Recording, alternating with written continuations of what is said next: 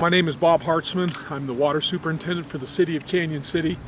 We're here at the Cañon City Water Treatment Plant today to talk about the current drought conditions that we're in.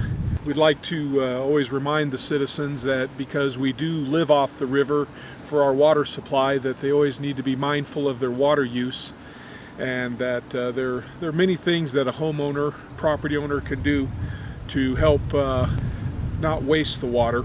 First and foremost, of course, this time of year, our largest demand is with the lawns. Some folks really feel that you've got to apply a lot of water to the Kentucky bluegrass to keep it green and lush in our climate.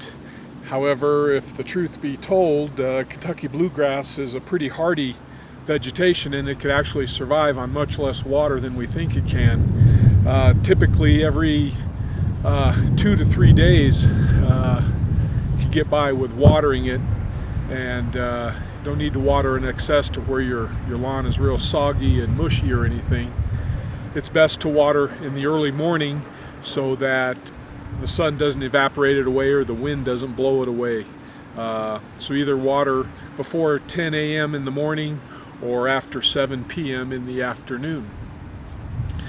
Again, that's our biggest water demand this time of year. Indoor use, there are many things that folks can do to make sure that water's not being wasted there as well. First and foremost is making sure that they don't have any dripping faucets or leaking toilets. Simple things that we do every day, such as either washing dishes or brushing our teeth. Don't need to let the water run while you're doing those types of activities. As of today, the city's just under still normal water use. Again, though we always highly encourage folks to follow the level 1 requirements, which I just kind of reviewed with you there. The biggest thing that I'd like to educate the citizens on is Colorado water law and water rights. Basically, it's first in use, first in right. And while the city of Cañon City has a lot of senior water rights, there are some other folks on the river who have rights that are more senior to ours. And so we have to be mindful of that, so that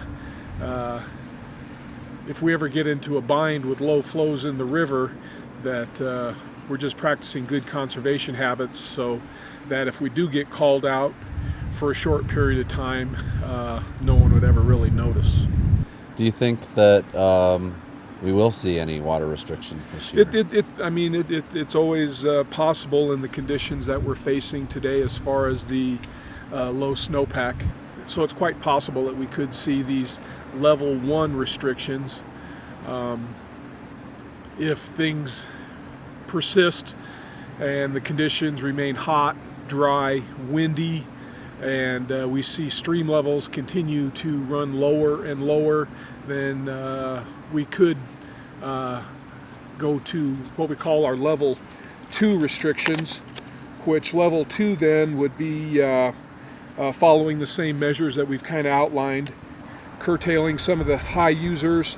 Some of our highest users, of course, are with city departments themselves. Our parks department uses quite a bit of water, and if level 2 restrictions come along, we'd try to ask them to reduce their water consumption, just like we're asking our citizens to do as well. Of course, you'd see things like we would try to educate the restaurants and bars and stuff to only serve water upon request, not just to put it out whether the folks want it or not, and those kinds of things. And then hopefully that would be as severe as it gets. What's the most severe restrictions you've had to enact here while you've been working? In my time here with Cañon City, we've only had to go to the level 1. Even in 2002, the drought year that was the worst drought that in recent memory, and a lot of folks are comparing 2012 to 2002. But we were able to get by with just the level 1 water restrictions, and nothing more than that. Again, it's important for citizens to know that we have plenty of water rights, and under most circumstances, when we get the snowpack and the stream levels are okay, we've got more than enough supply to meet our needs.